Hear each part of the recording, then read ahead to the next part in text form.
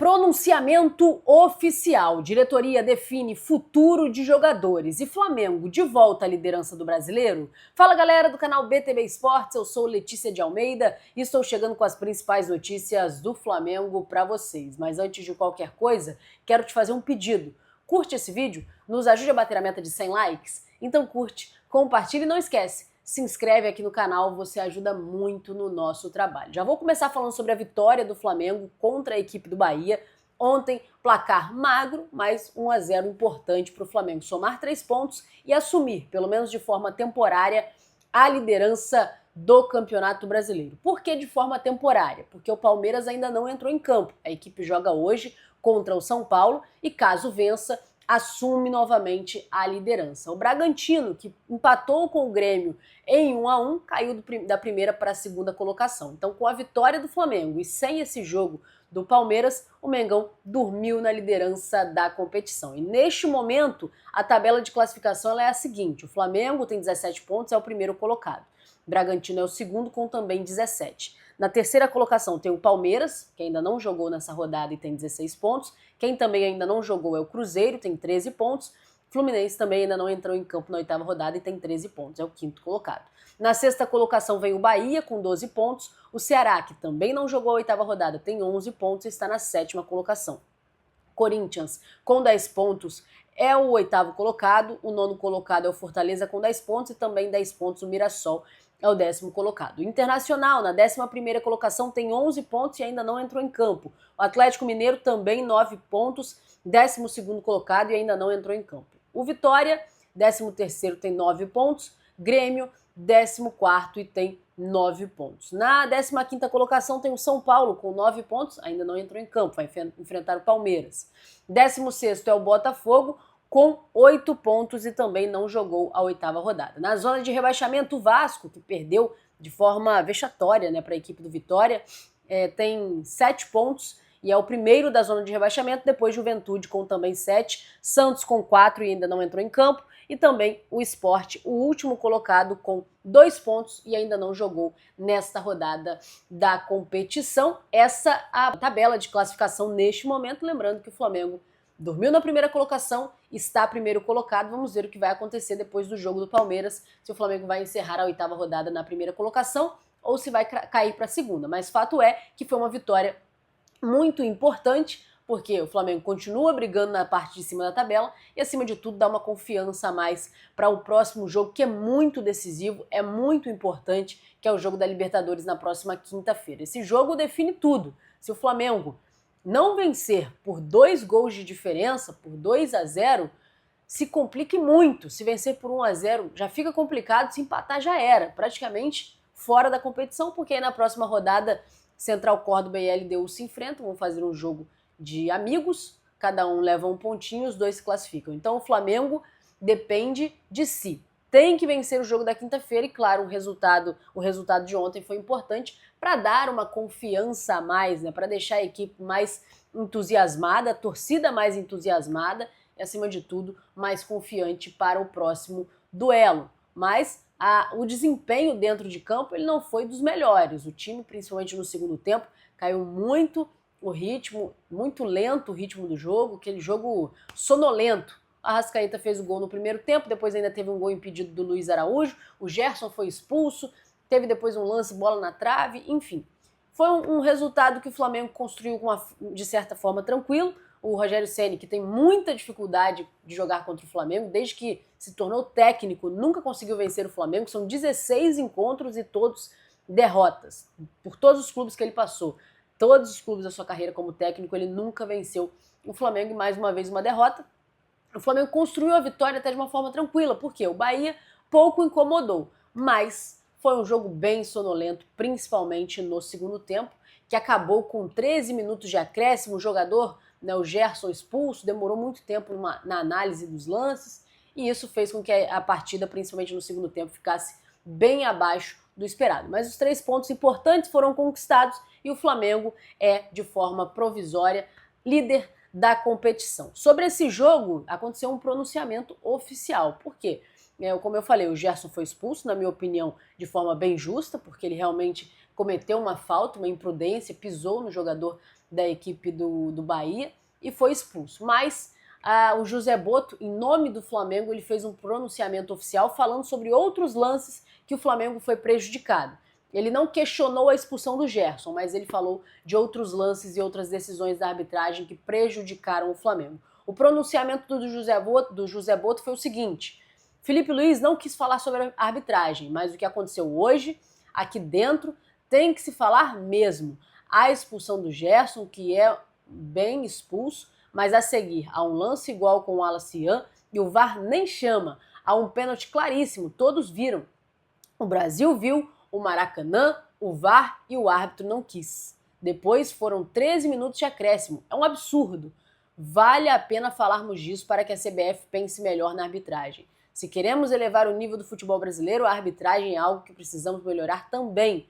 O que aconteceu aqui não pode acontecer. Não é o fato de termos ganho que vamos nos calar. Essa foi a fala, o pronunciamento oficial do Flamengo, na voz do José Botto, a respeito da arbitragem do jogo, lamentando algumas decisões tomadas. O Flamengo se sentiu prejudicado pela arbitragem e, mesmo tendo conseguido vencer o jogo, fez essa reclamação em relação à decisão da arbitragem. Como eu falei, o Gerson foi expulso, não estará à disposição para o próximo jogo do Brasileiro, que é contra o Botafogo. Primeiro vai enfrentar a LDU pela Libertadores, depois pega o Botafogo pelo Campeonato Brasileiro. O Gerson está fora porque foi expulso. E o Flamengo não discordou da expulsão do Gerson, mas reclamou muito sobre a situação de outros lances em que foi prejudicado. Eu quero saber se vocês concordam com esse pronunciamento oficial do Flamengo. Vocês acham que a arbitragem interferiu no jogo? Vocês acham que a arbitragem prejudicou o espetáculo e atrapalhou o Flamengo e tomou a decisão que prejudicou o Flamengo? Deixa aqui nos comentários, eu quero saber a sua opinião. Mudando de assunto, agora eu vou falar sobre uma decisão tomada no Flamengo a respeito do futuro dos jogadores. O José Botto, ele esclareceu as situações de renovações de contrato. Por quê? Na última semana falou-se muito sobre a situação do Arrascaeta, que o Flamengo tinha negado renovar o contrato do Arrascaeta, que teria deixado para um outro momento e que não seria agora essa renovação com camisa 10 do Mengão. E o José Botto, perguntado sobre isso, ele falou sobre a situação e falou que sim, não vai renovar com a Arrascaeta nesse momento, não é a prioridade. Tem outros jogadores à frente que precisam de renovação, principalmente ele falou do Varela, né, que é o jogador que está com o contrato já na reta final, e por isso ele foi antecipado, né, colocou como prioridade a situação do Varela, e aí ele citou outros jogadores que têm as mesmas condições do Arrascaeta, que é o Rossi, que também encerra o contrato em final de 2026, também o Pedro, que tem o contrato até o final de 2026, e todos eles, assim como o Arrascaeta, estão aguardando para que as negociações aconteçam. E aí, questionado sobre por que priorizou o Gerson, então, já que ele tinha muito tempo de contrato.